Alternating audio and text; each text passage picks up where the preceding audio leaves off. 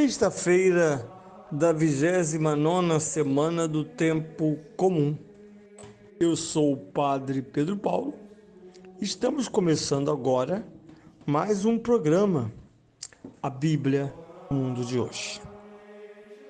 É bom esclarecermos, insistir, que este programa da sexta-feira não está voltado para a sua retrocena, isto é, o que foi dito até então, mas ao contrário, esse programa já pré-inaugura a próxima semana, a 30ª semana do Tempo Comum, pois o Evangelho sobre o qual fundamos o início desta meditação na sexta-feira corresponderá ao rito que será iniciado a partir das vésperas de amanhã, que será então vésperas da 30ª semana do Tempo Comum. Estamos sempre no mesmo ano. Os anos litúrgicos iniciam-se sempre no primeiro domingo do Advento e concluem-se com a festa de Cristo Rei, para que no próximo, no novembro deste ano, 2024, iniciemos o tempo do Advento, que já celebra o ano de São Lucas, isto é, o ano da graça do Senhor, dito ano C. Portanto, o que temos a ouvir hoje, nesta sexta-feira? O Evangelho de São Marcos, capítulo 10, essa longa unidade, entre os versículos 46 e 52. Trata-se dos versículos 46 a 52 do 10º capítulo do Evangelho de São Marcos. Naquele tempo, quando Jesus ia sair de Jericó com os discípulos e uma grande multidão, estava um cego, chamado Bartimeu, filho de Timeu, a pedir esmolas à beira do caminho. Ao ouvir dizer que era Jesus de Nazaré que passava, começou a gritar: Jesus, filho de Davi, tem piedade de mim.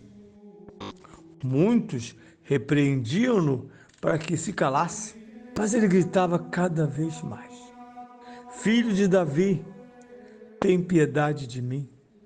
Jesus parou e disse: Chamai-o.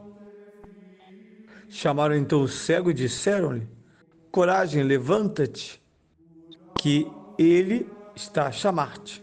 O cego tirou fora a capa, deu um salto e foi ter com Jesus.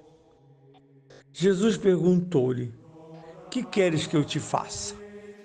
O cego respondeu-lhe: Mestre, que eu veja. Jesus disse: Vai, a tua fé te salvou. E imediatamente ele recuperou a vista e seguiu Jesus pelo caminho. Bem, estamos diante de um grande evangelho sinótico, que também será proclamado lá, em parte no Evangelho de São João.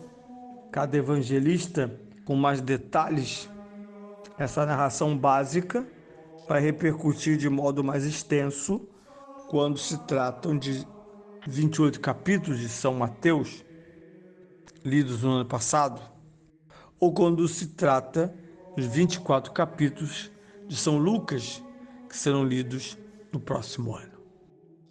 São Marcos coloca a nossa vista num cenário bem preciso.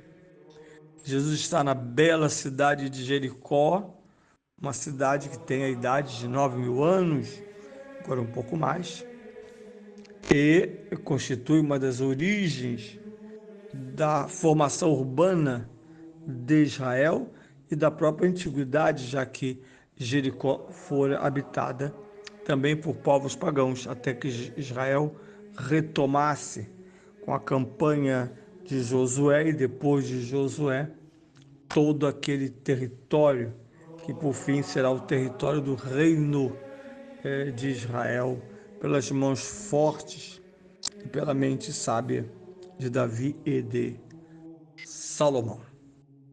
Bendito isso, o que temos? Cenário de um pregador vitorioso, diria um moderno, um homem de mídia, porque não só está com o seu petit comité, seus apóstolos ou seus discípulos, mas também grande, o adjetivo é importante, grande multidão. Essa multidão é feita de homens e mulheres que, por fim, depois desse evangelho, incluirá também o milagrado, o homem cego, o Bartimeu, que então é encaixado nesse cenário como alguém à margem. Ele é cego, portanto é mendigo, não há uma ordem do Estado de incluí-lo nas instituições, tanto do próprio Estado como privadas, chamadas vagas para deficientes. Portanto, sua família, para poder sustentá-lo, sendo adulto, o colocava em lugares chaves da mendicância, para que ele pudesse levar para casa todos os dias algumas moedas. E dependendo da generosidade de cada dia, ele colaborava, às vezes, de modo incisivo para pais idosos ou irmãos mais novos que usufruíam dos bens que ele arrecadava através das esmolas.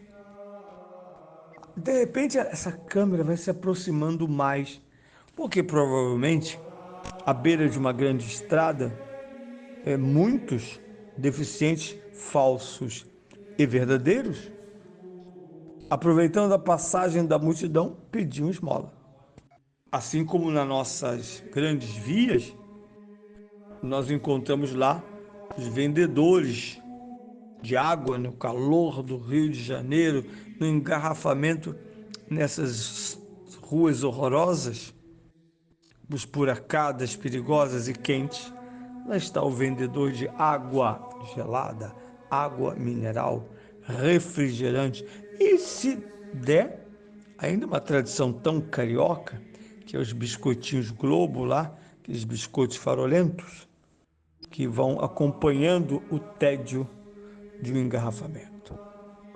Pois bem, de repente, o câmera do Evangelho, que é o próprio São Marcos, faz-nos ver de perto uma reação importante, decisiva para este homem. Ele sabe que Jesus é galileu, por isso chama pelo mais nobre título que um filho de Belém pode ter. Ele grita: Jesus de Nazaré, filho de Davi, tende piedade de mim. Ele evoca a coroa de Davi, símbolo judaico da fé, da amorosidade de Deus, que diz: Davi é meu filho predileto. Davi é meu filho. Eu serei para ele como um pai. Ele será para mim como um filho. Pois bem, todo este mérito ele lança na direção de Jesus. E mesmo diante de obstáculos como discípulos ou outros transeuntes, que veem no seu grito insistente, incômodo. Eu, por exemplo, confesso que não tenho nenhuma simpatia pelos altos decibéis que tomaram conta de pessoas, de grupos, da própria liturgia. Para rezar o Pai Nosso, a pessoa precisa fazer um exercício vocal. Pai Nosso! E tudo é muito... A música é gritada. Interessante que a pessoa tem o microfone para expandir a sua voz de modo adequado, mas ela grita no microfone, ou grita ao microfone. Você tem que suportar a voz dela 2 vezes ampliada, e às vezes não é uma voz que merecesse tanta ressonância. E se entende, um grupo de animadores de assembleia, entende que quando o povo não gritar, não se exaltar, não falar mais alto, esta oração é fraca. Por isso se repete. Por isso eles estão ali dizendo toda hora, todos juntos, mais forte, quero ouvir mais forte.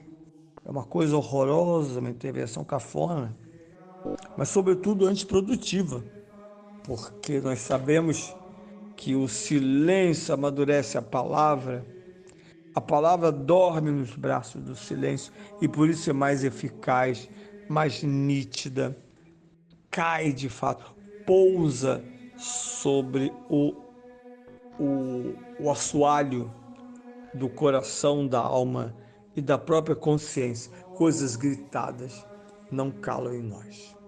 Mas continuaremos a falar deste evangelho porque estamos nos aproximando do centro deste evangelho, o encontro de Jesus, filho de Davi, e o cego Bartimeu.